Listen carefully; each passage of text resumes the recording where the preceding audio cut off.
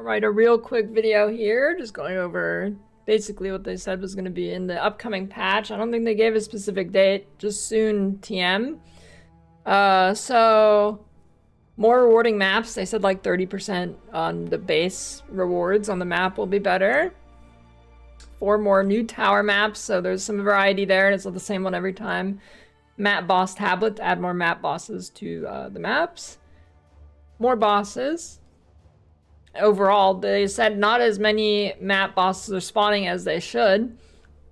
And I'm not sure how I feel about this. I feel like, I mean, it's whatever, I guess, but I feel like the amount of bosses in the game right now and how many waystones you get is actually a pretty good pacing. I think with this, it's going to be an overflow of waystones. I know, like, a lot of people won't like to hear that or whatever, but strongbox is buffed. Fixed some clutter, maybe some more effects are more visible. We'll see how that turns out. There's been mixed history of that in PoE 1. I'm sure it'll be a bit better. It'll probably still need a lot more work. Some explosions disappear if the monsters die. I don't think they were super specific about this. I'm sure some explosions will still say, but maybe not all of them are intended to. More Atlas zooming out. The map load time is improved, so like when you hit U to open your map, I think you get the spinning gears for a while. Should be improved. Delirium, fixed bug that caused monsters not spawn. Sometimes you'd spawn Delirium and then just there's no extra monsters. Buff some Chrome splinters by 20%. 60% more often getting omens in rituals. So maybe I'll actually do ritual now. Buffed rarity from Expedition Shop. I don't know if that's going to be enough for Expedition, we'll see. Citadels spawn closer to center of Atlas. Can see further away in Fog of War. They didn't actually buff the amount of Citadels. And I think what the problem a lot of people had was they didn't go far enough out of the center of their Atlas. Like, when I first started playing, I kind of stayed. I thought I went pretty far out, but it wasn't that far out. You have to go even further out. I think most people are just staying too close to the spawn and then like going in circles in maps because you're kind of encouraged to go complete entire areas, right? You kind of go in a circle, you do all the towers, you add your tablets, you add all the mechanics, you go do all those maps, and at this point you're like kind of going in a circle. Maybe the tower is in the wrong direction. You didn't just go straight in one direction because that's how you find the citadels, is by going straight one direction. And now you'll be able to see them better in Fog of War, so you can actually see them. 6 respawns an Arbiter for lower difficulty, and then I said they didn't give too many specifics here, but basically you get 6 respawns an Arbiter, and then I believe when you increase the difficulty of it on your Atlas, there's little nodes that it says boss difficulty, and it could go up to 4, and the more difficulty there is, the less portals you get.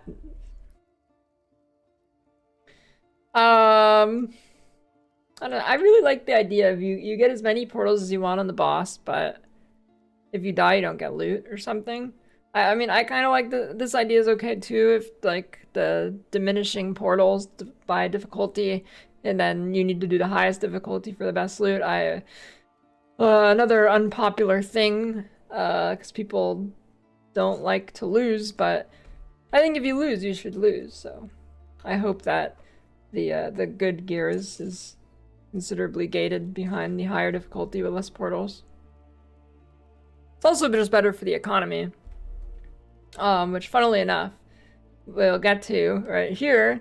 Apparently the third Citadel is less common, people just die to it way more. So there's 3 Citadel types, and they all have different fragment from it.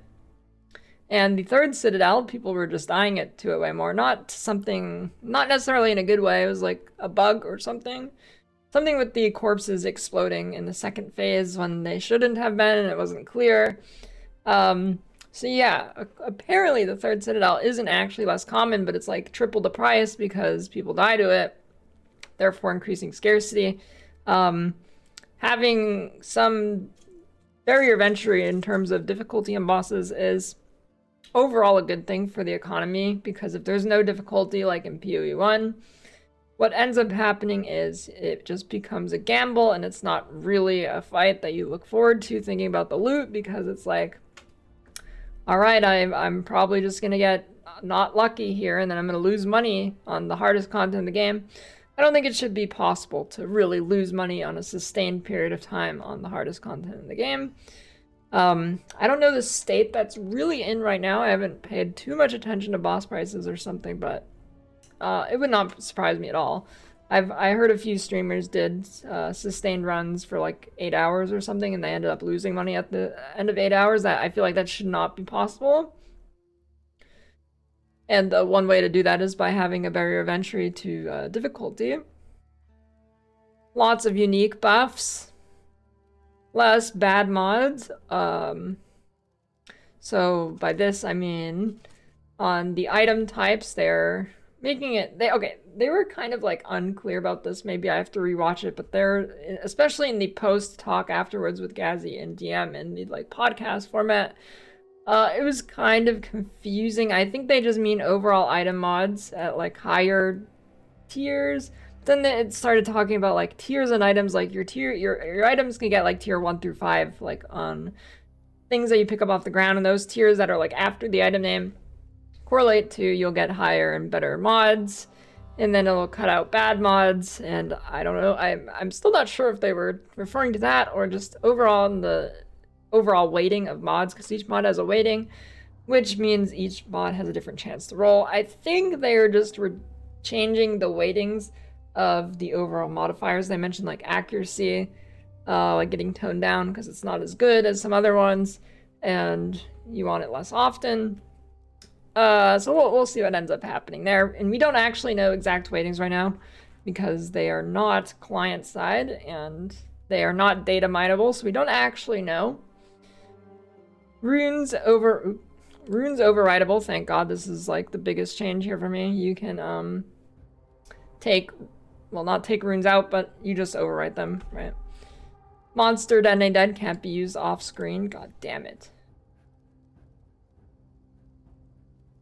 It was going so smooth until now. Now I can't find the thing again. It's over. Dislike the video. Do not subscribe. Leave an angry comment. Various monsters are nerfed, like the monkey that one-shots. They went through and did a balance pass on those guys, like the monkey and jungle runes in Act 3.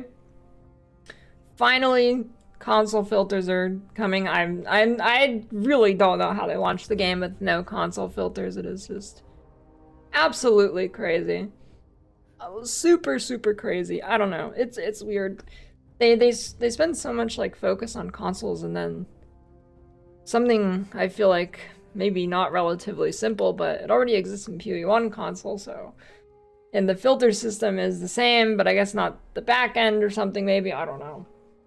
I don't know. It's like no filter in the endgame makes the game basically unplayable. Like, it also drastically reduces performance, because something people might not know is when you're using a filter, it actually, well, the items it hides, it does not render the item. So when you're doing a breach and it's spawning thousands of items, those are all being rendered if you don't have a filter, and it will drastically decrease performance. So this is actually a pretty big performance buff to endgame console players. Armor buffs, they said it's probably not going to be enough, but they're going to do more research on it. Basically. Charm charge visual, so, you know, Flask, you get the little bar and you can tell how many charges it has. There's going to be numbers and the little charge bar on your charms now. Major balance changes will come in the new leg later, so yeah, no major nerfs or anything outside of maybe a few things.